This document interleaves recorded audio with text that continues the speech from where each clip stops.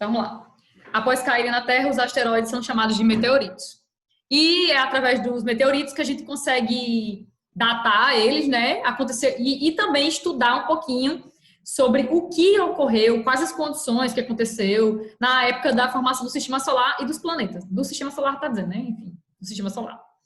Eles são analisados detalhadamente para entender melhor os processos de formação do sistema solar e da Terra.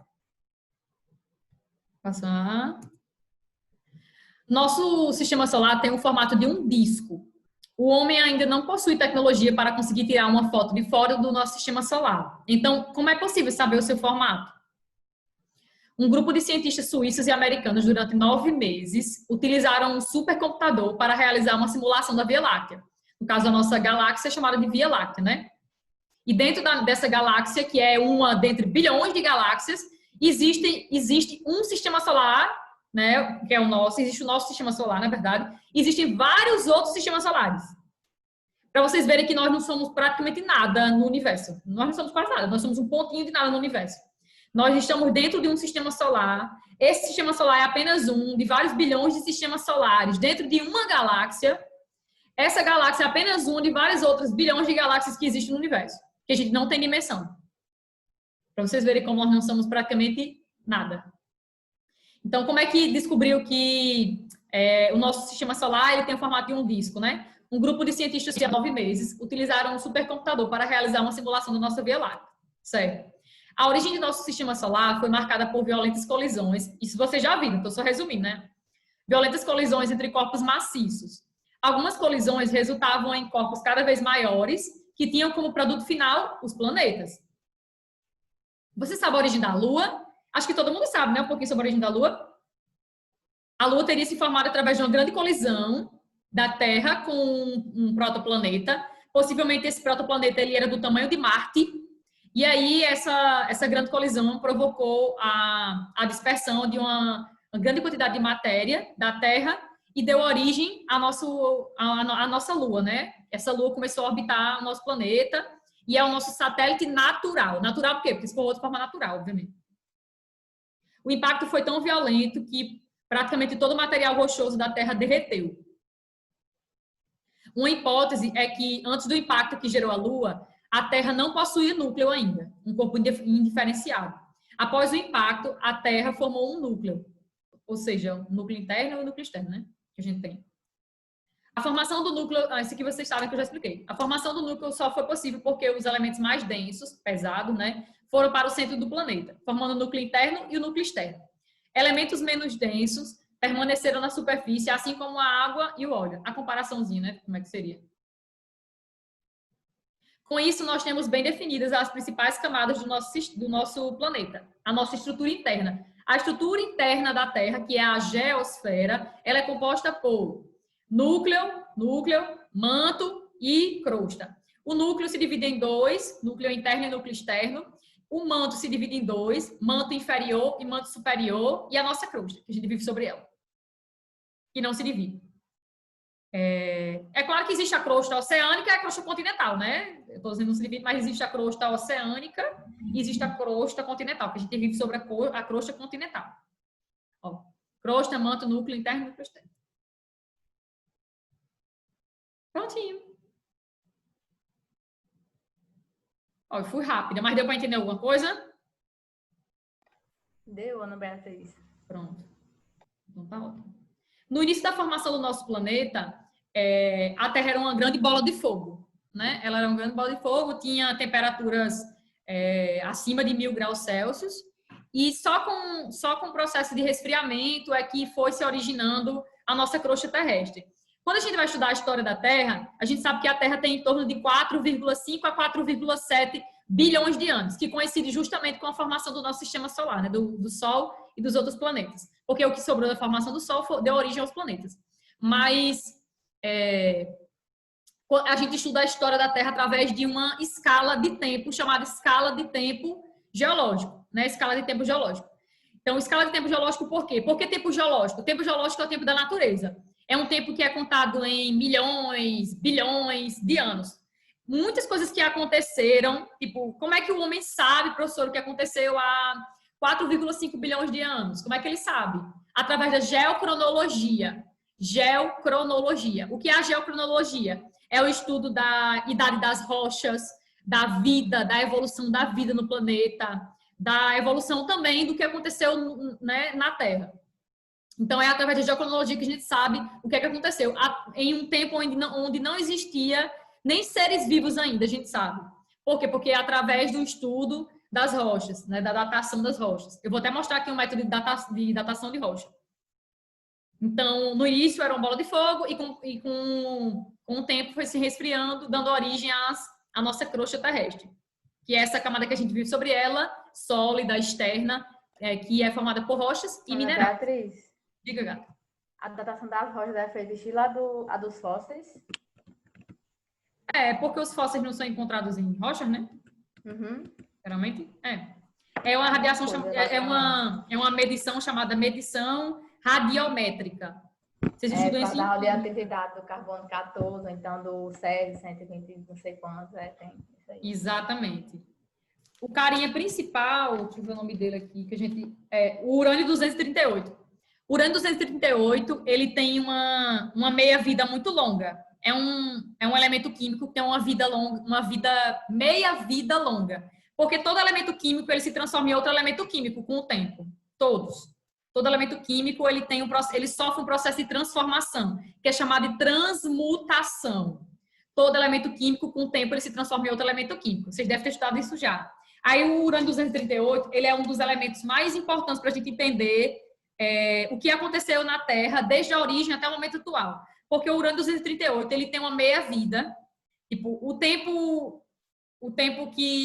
a metade do tempo em que um elemento químico se transforma em outro é chamado de meia-vida. O urânio 238, ele tem um dos elementos químicos que tem a maior quantidade, uma maior meia-vida. Ele tem uma meia-vida longa, pronto. Eu rodei para dizer isso. Ele tem uma meia-vida longa.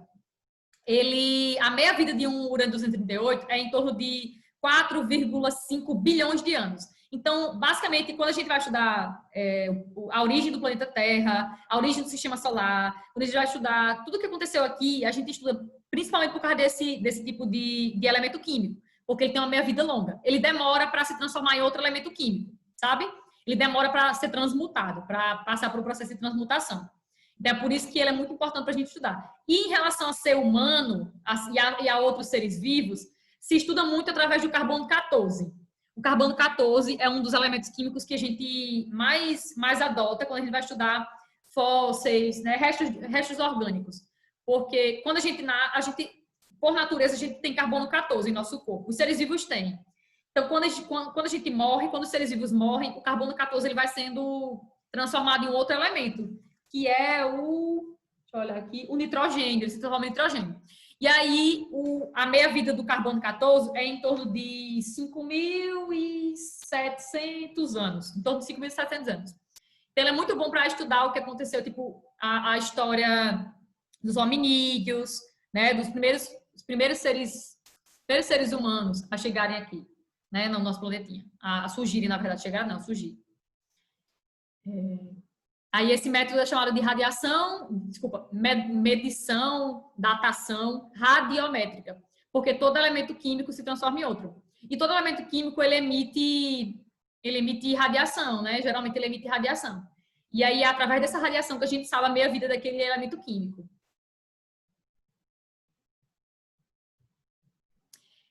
Tabela de eras geológicas. Professor, o que é isso aqui? Isso aqui é a escala de tempo geológico da Terra. Quando a gente vai estudar o planeta Terra, tudo que aconteceu no planeta Terra, desde a origem até o momento atual, a gente estuda através da escala do tempo geológico. Essa daqui é a escala do tempo geológico que vem no livro de vocês. Certo? Um resumão do que aconteceu na Terra, desde a formação do planeta, aqui, ó, em um tempo pré-cambriano, em um período pré-cambriano da Terra, até o nosso momento atual, que é no éon fanerozoico, na era cenozoica. A professora precisa decorar isso? Não, não precisa. Uma vez caiu uma questão do Enem sobre origem da dorsal mesoatlântica, que é uma cadeia de montanha que tem aqui, ó, essa daqui, no meio do Oceano Atlântico, e falava sobre era geológica, era e período geológico. Aí sim, você tinha que saber um pouquinho, mas não precisa decorar essas coisas não, viu? Não, Ana Beatriz, o período é muito... Não, gosto. Aí, de forma bem simplesinha, eu achei o livro do primeiro ano melhor para vocês entenderem. Ele tá mais claro. É esse aqui, ó. Ó, a história da Terra, ela é dada através da escala de tempo geológico. Então, repare que essa escala aqui, ela começa embaixo. Tipo, a formação do planeta está aqui embaixo. Peraí. Oh, God. Fica apertando em reproduz. Ó, o planeta se formou mais ou menos 4,6 bilhões de anos, ó, início da Terra, tá vendo? Até a nossa fase atual. Nós estamos vivenciando o éon fanerozoico. O que seria um éon? Um éon, na escala de tempo geológico. Seria um intervalo de tempo maior. A escala de tempo geológico da Terra é dividida em éons, eras, períodos e épocas.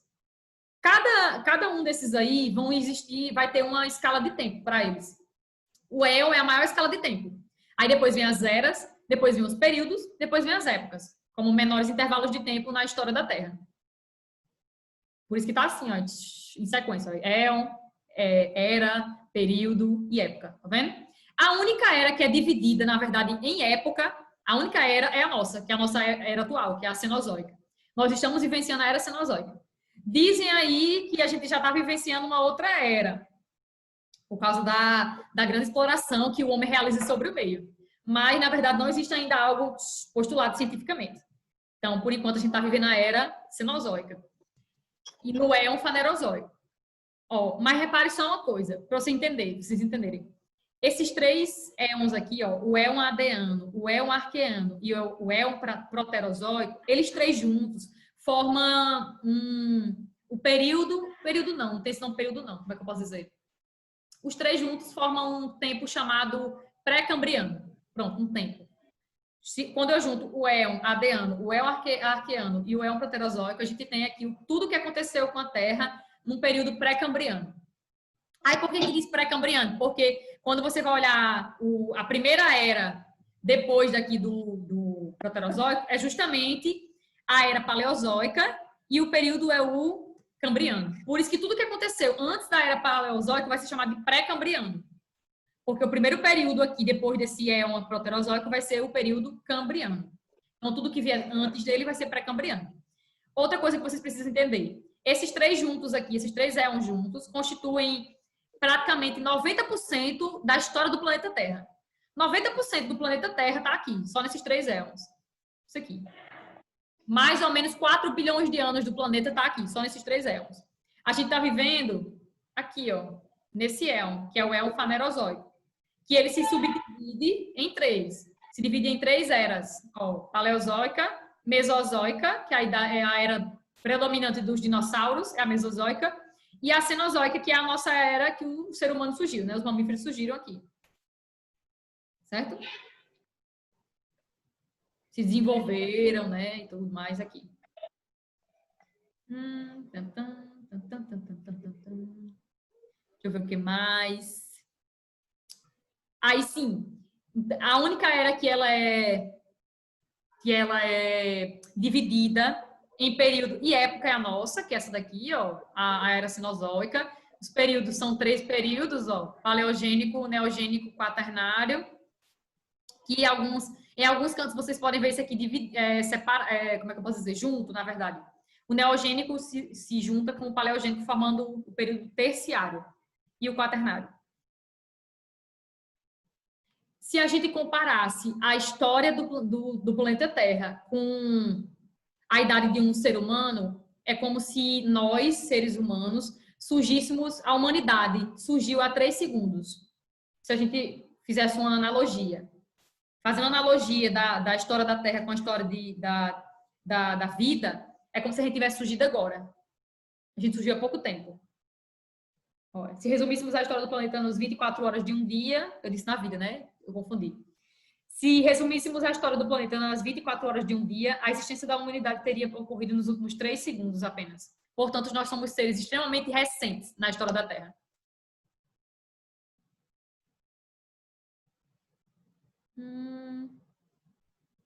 Aí vamos ver isso aqui agora. Aqui tem um esqueminha, um resumo do tempo geológico comparado com a passagem de um ano. Um ano terrestre. 365 dias.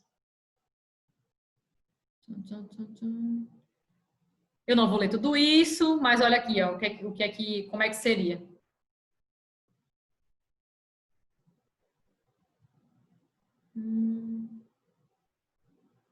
A era pré-cambriana, que corresponde a 3 éons, Adeano, Arqueano, Proterozoico. Formação dos escudos cristalinos, que são a estrutura geológica mais rígida da Terra. Você sabe o que é escudo cristalino? Já estudaram o relevo? Estrutura do relevo?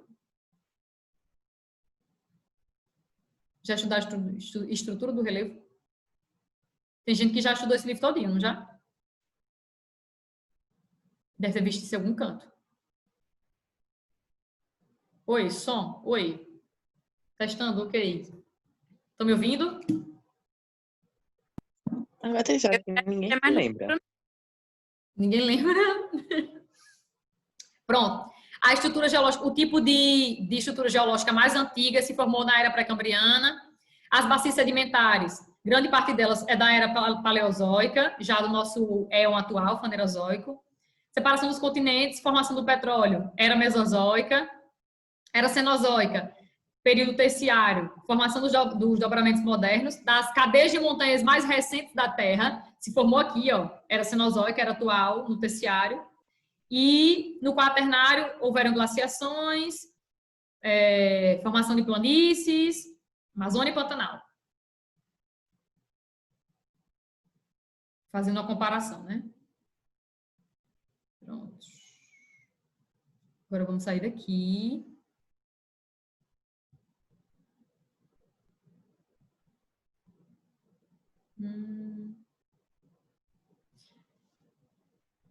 O livro do primeiro ano.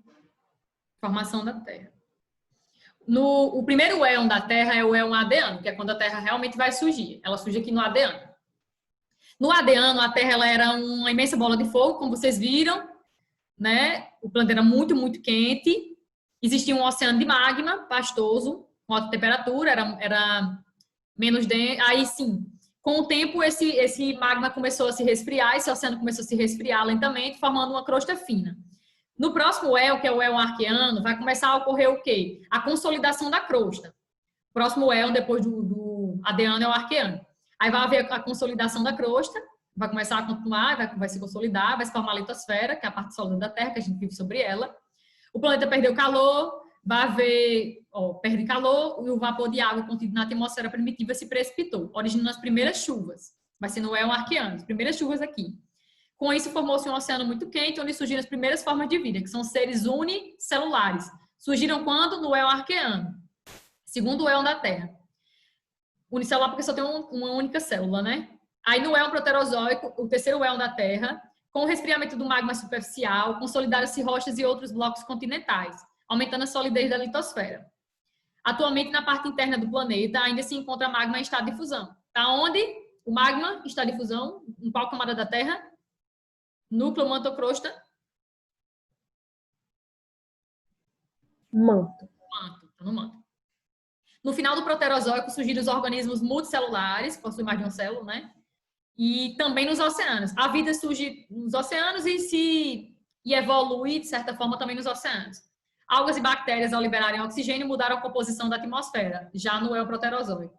Eofanerozoico, já o nosso éon atual, que é dividido em 3 eras, Paleozoico, Mesozoico e Cenozoico. No Eofanerozoico, a vida começou a se diversificar, desenvolveram-se peixes, corais, moluscos, não precisa corais, viu? Plantas terrestres, insetos, anfíbios e répteis. No caso, no livro de vocês está bem bacaninha, está explicando a questão dos répteis. A idade dos répteis é justamente essa mesozoica aqui. Aí no período carbonífero, que faz parte do Paleozoico, os continentes formavam uma única e gigantesca massa continental, a Pangeia. Pangeia quer dizer todas as terras juntas, né? Todos os continentes juntos. Pântanos e florestas de samambaias e coníferas se formaram e foram destruídos, constituindo os depósitos de carvão mineral que a gente explora hoje em dia. Olha aí, se formou na era paleozoica, o carvão mineral de hoje, que a gente utiliza hoje. Na era mesozoica, desenvolveram esses grandes répteis, é a era dos répteis, principalmente dos répteis, e principalmente dos dinossauros, né? Os dinossauros surgiram no primeiro período da era mesozoica e começaram a se extinguir no último período da era mesozoica. Deixa eu voltar aqui. pro de vocês. Era Mesozoica, eles surgiram aqui no Triássico. Ó. Essa era só dividida em 3 períodos, só tem 3 períodos. Triássico, Jurássico e Cretácico. Todo mundo pensa que os dinossauros surgiram no Jurássico, mas não, eles surgiram no Triássico, no primeiro período da Era Mesozoica. E começaram a se extinguir no finalzinho do período Cretáceo e início aqui da nossa Era Cenozoica. Eles começaram a se extinguir.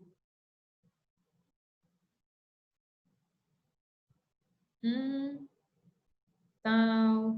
No período Cretáceo, os continentes separaram-se, formando o Oceano Atlântico. Cretáceo, finalzinho da Era Mesozoica. O magma expelido do interior da Terra solidificou-se, dando origem a uma cadeia montanhosa submersa, que é a dorsal mesoatlântica. Vocês vão estudar isso já, não se preocupe não. Eu vou mostrar a formação dessa dorsal. Ela é extremamente importante para entender a origem dos continentes. Na Era Cenozoica, que é a nossa era atual, os grandes continentes se fragmentaram e surgiram as grandes cadeias de montanhas, que são dobramentos modernos. É uma estrutura geológica bem recente e são as maiores estruturas de relevo do mundo. As espécies diversificaram-se, ocorrendo o desenvolvimento dos mamíferos e dos seres humanos. Nós somos justamente dessa era, né? O ser humano, os mamíferos são dessa era aqui, da Era Cenozoica. E a gente surgiu praticamente agora. Na história da Terra surgiu agora. Aí, deixa eu sair daqui. O livro de vocês. Já falei disso. Aqui tem uma informaçãozinha a mais, né? Saiba. A força gravitacional que reuniu material para formar... Isso que vocês já sabem, eu acho. A força gravitacional que reuniu o material para formar os planetas como a Terra seria a mesma força que reunirá os materiais para formar a Lua. Mostrei isso. Aí o método de datação que eu falei para Maria na aula, método de datação radiométrica, através da transmutação. Todo elemento químico ele tem uma meia-vida. Aqui vai falar do urânio 238, do carbono, que é bem utilizado para estudar restos de orgânicos. E agora vamos para a estrutura da Terra. A Terra, isso aqui eu já mostrei para vocês. Eu vou só aprofundar um pouco. A Terra ela tem uma estrutura que é dividida em 3 grandes camadas, né? 3 grandes camadas não, porque a crosta não é tão grande, mas 3 camadas, que seria o núcleo, o manto e a crosta. Aí geralmente o aluno no 6º ano pergunta assim: professora, como é que a gente sabe que o núcleo da Terra tem mais de 6.000 quilômetros? Se a gente não tem condições de ir até no núcleo da Terra. Como é que a gente sabe? O aluno do 6º ano pergunta isso. Você sabe me dizer? Porque, na verdade, até hoje, o ser humano não conseguiu perfurar nem 15 quilômetros da nossa crosta. Como é que a gente sabe que o núcleo da Terra vai até mais ou menos 6.000, pouco mais de 6.000 quilômetros? Como é que a gente sabe? Deixa eu ver se tem aqui. Muita matemática envolvida, com certeza, viu? O núcleo vai até... Acho que você não tem dizendo, não. Ixi, tem não. Mas eu sei que é mais de 6.000. Não, peraí, tem aqui. 6.400 quilômetros. Olha aí, o núcleo vai até mais ou menos 6.400 quilômetros. E o ser humano não é capaz de perfurar nem 15. Nem 15. Como é que a gente sabe que o núcleo interno da Terra vai até 6.400 quilômetros? Mas, Ana Beatriz, eles não podem, por exemplo, ver através dos vulcões, não? Dos vulcões, como? Os vulcões não estão em contato direto com o manto? Sim, mas está em contato com o núcleo? Aí joga. Não, aí vê até onde o manto acaba. Quando o manto acabar... Como é que sabe a profundidade do núcleo? Porque o núcleo não está abaixo do manto? Não, faz uma divisão aí. E o núcleo ainda se divide em núcleo interno e núcleo externo. Mas então, não tem como é que a gente sabe? Não tem como fazer como Camille disse, não. Porque se você jogar qualquer coisa dentro do núcleo, pronto, vai derreter. Do manto, aliás, né? E estima-se que... Vocês sabem que existe o grau geotérmico, né? Quanto mais você entrar em profundidade nas camadas da Terra, maior vai ser os graus. Maiores vão ser os graus. E o núcleo interno é extremamente quente. É tão quente quanto a superfície do Sol. Oi. Deve ser alguma coisa pela matemática. Eles fazem a circunferência, aí depois acham o raio, o diâmetro. Deve ser alguma coisa por aí. Não tem condições, não. Porque não tem como entrar dentro, para você saber. Pois é. Pois deixa eu dizer como é que a gente sabe que o núcleo interno da Terra tem em torno de 6.400 quilômetros de profundidade. A gente sabe através da sismologia. Você sabe dizer o que é a sismologia? Estuda o que é a sismologia? As placas tectônicas, o movimento. Abalos sísmicos. Todo abalo sísmico, ele reflete ondas, né? Ondas sísmicas. Então, a gente sabe mais ou menos a profundidade do núcleo da Terra estudando os abalos sísmicos. E estudando essas ondas que são emitidas, né? Que vêm do interior da Terra, essas forças internas, que modificam a superfície. É assim que a gente sabe. É através dos estudos da sismologia que a gente sabe. Mas que o homem não é capaz, até hoje, de perfurar nem 15 quilômetros da nossa crosta. A gente não é capaz. Não tem tecnologia suficiente ainda. Então, vamos lá. Na estrutura da Terra, a gente vai ter três camadas, que é o núcleo, o manto e a crosta. O núcleo divide em dois, que é o núcleo interno e o núcleo externo. Deixa eu ver se tem uma imagem aqui. Ó, o núcleo interno e o núcleo externo. Aí a gente tem o manto, que é a maior camada da Terra, a maior camada das três, vai ser o manto. Ele se divide, tem em torno de 2.000 e poucos quilômetros, tem aqui, de profundidade, 2.870 quilômetros de profundidade. Ele se divide em dois, manto inferior, que fica mais próximo do núcleo externo, e o manto superior, que está mais próximo aqui da gente, da crosta. E influencia totalmente a dinâmica do vulcanismo, né, das erupções vulcânicas, da movimentação das placas tectônicas. Esse manto superior ele influencia muito na constituição do nosso relevo, na formação de rocha, etc. E aí, na crosta, a gente vai encontrar, é uma camada bem fininha. Ó, a crosta ela só é 70 quilômetros. Ela só é 70 quilômetros. Ela é bem fininha. E depende da parte de onde você está, na verdade, porque é o seguinte: existe a crosta continental e a crosta oceânica. Nós estamos na crosta continental. E se você tiver, né, por exemplo, numa montanha, geralmente a crosta numa montanha pode atingir a espessura de 70 quilômetros, pode. Mas se você tiver numa área mais baixa da crosta, ela pode ser de 6 quilômetros, 5 quilômetros só de espessura. Como, por exemplo, no assoalho oceânico. Assoalho oceânico é o fundo do oceano. Toda vez que eu falar em assoalho oceânico, eu estou me referindo ao fundo do oceano. Então, olha, geralmente a crosta varia entre 6 quilômetros de profundidade, que geralmente é no fundo do oceano, no assoalho oceânico, a 70 quilômetros. 70 quilômetros geralmente nas áreas mais altas do planeta. Aí ela vai atingir 70 quilômetros. Mas é o máximo da nossa crosta. Ela é bem fininha. Comparada ao manto, comparada ao núcleo, ela é bem fina. Ela é mais fina de todas. É como se, imagine um ovo. Imagine um ovo. Pega o ovo. A casca do ovo seria a nossa crosta. A casca. Por quê? Porque a casca do ovo é bem fininha, e ela é sólida, rígida, não é isso? Seria o quê? Seria a nossa crosta, formada por rochas e minerais. Pronto. Abaixo dessa crosta, a gente vai encontrar o quê? O manto superior e o manto inferior. O manto seria o quê do ovo? A clara. A clara, pronto. Seria a clara do ovo. A clara seria o nosso manto. Oi, Maria, deu uma batida aqui no outro ovo. Se divide entre manto superior e manto inferior. E a gema do ovo seria exatamente o núcleo da Terra. Núcleo interno e núcleo externo da Terra. Constituído por materiais mais pesados, mais densos. E muito quente. Quanto mais você adentrar nas profundezas da Terra, nas camadas, maior vai ser o grau geotérmico. Existe uma medida aqui no livro de vocês, diz assim que a cada 30 ou 40 metros de profundidade, vamos lá, você vai cavar aí 30, 40 metros de profundidade do solo, que você não vai encontrar só solo, mas enfim. O que é que vai acontecer? Você vai aumentar 1 grau Celsius. A cada 30, 40 metros aumenta 1 grau Celsius. Mas isso não é tão contínuo assim, porque quando você vai adentrando no manto e no núcleo, vai aumentar progressivamente. O grau geotérmico, ele muda um pouquinho. Que é o que está dizendo aqui, ó.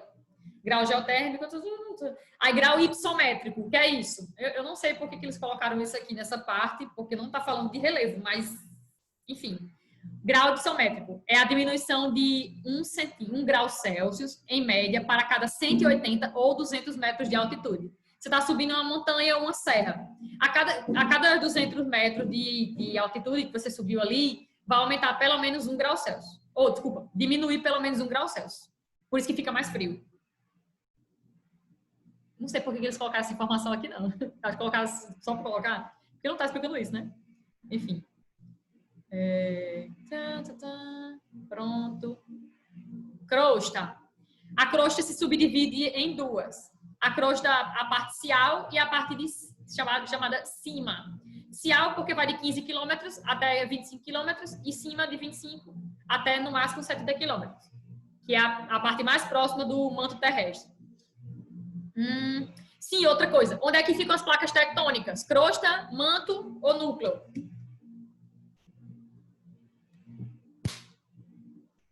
Onde ficam as placas tectônicas? Manto. Eita, bexiga. Crosta. Fica na crosta. Vocês sabem o que são as placas tectônicas? Sei não. Não? Sei lá, a junção de duas partes. Não sei não, Beatriz. Por que quando as placas tectônicas se movimentam, você sente o tremor? Significa dizer que as placas tectônicas estão na crosta? Porque elas estão se convergindo ou se divergindo. Então só existem dois movimentos de placa tectônica, convergente e divergente? Não, existem três. Existem três. Três, né? Convergente, divergente e transformante. Quando elas colocam na horizontal, deslizam na horizontal. Certo, mas eu perguntei, quando ocorre o terremoto, você sente tremor, não sente? Quer dizer, a gente não sabe aqui, mas... Sente, né? Sente, pronto, certo. Então, isso quer dizer o seguinte, quer dizer que as placas tectônicas é a nossa litosfera fragmentada. Então, quer dizer Ana que Beatriz. vocês agora estão em cima de uma placa tectônica? Sim. A placa Ana tectônica. Então é por isso que a gente não tem abalos, né? Aqui, porque a gente está em cima de uma placa. No centro de uma placa tectônica. Uhum. E nos Então, Estados Unidos tem, né? Tem, porque mas eles são...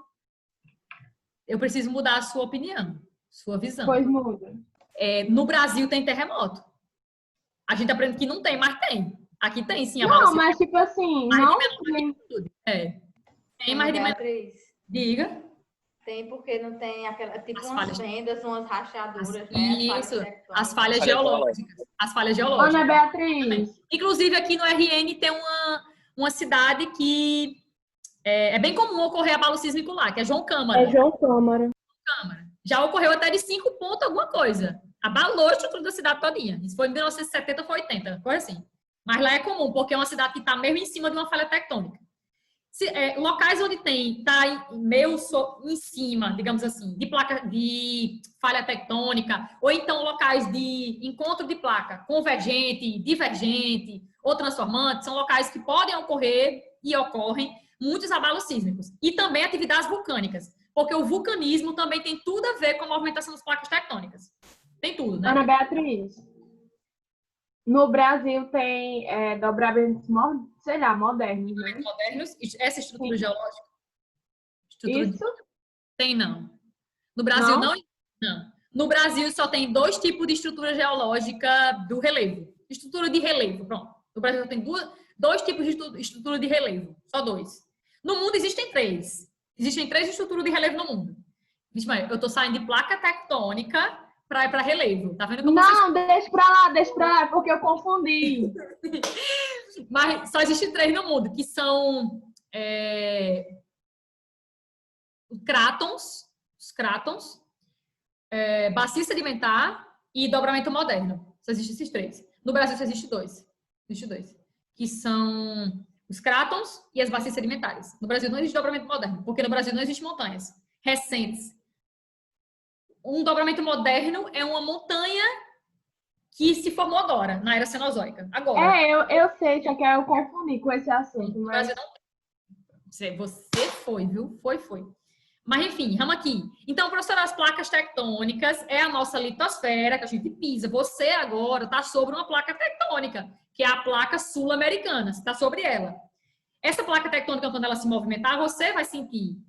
Mas vai sentir se você estiver numa área de falha tectônica, de falha geológica, ou se você estiver numa área de encontro, de choque, de limite de placa tectônica. Aí você vai sentir o tremor. Mas não quer dizer que aqui na nossa região, no nosso país, não possa ocorrer, porque ocorre, mas são de menores magnitudes.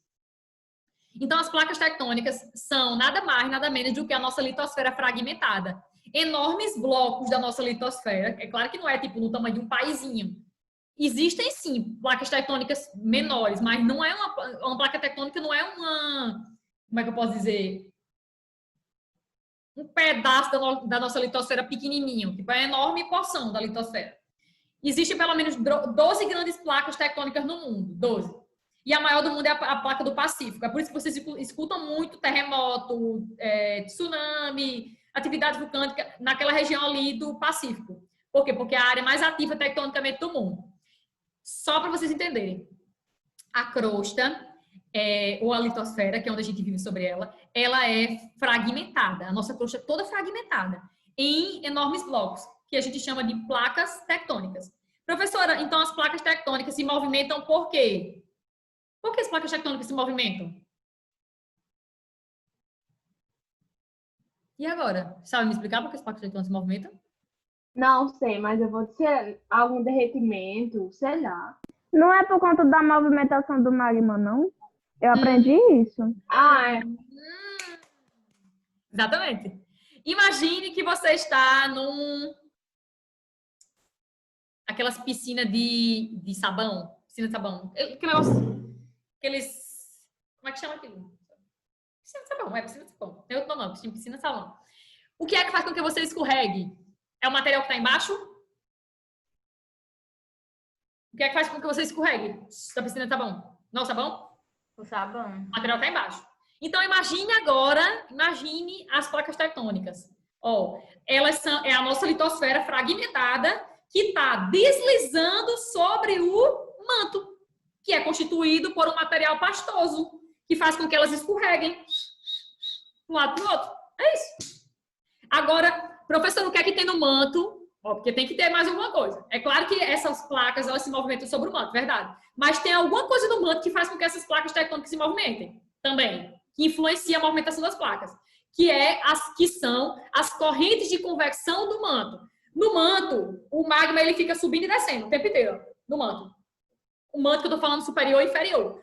O magma mais quente, ele desce, o magma mais frio, entre aspas, o magma não é frio, né? Tipo, ele tende a subir, certo? Fica fazendo uma corrente de convecção. E isso promove também a movimentação das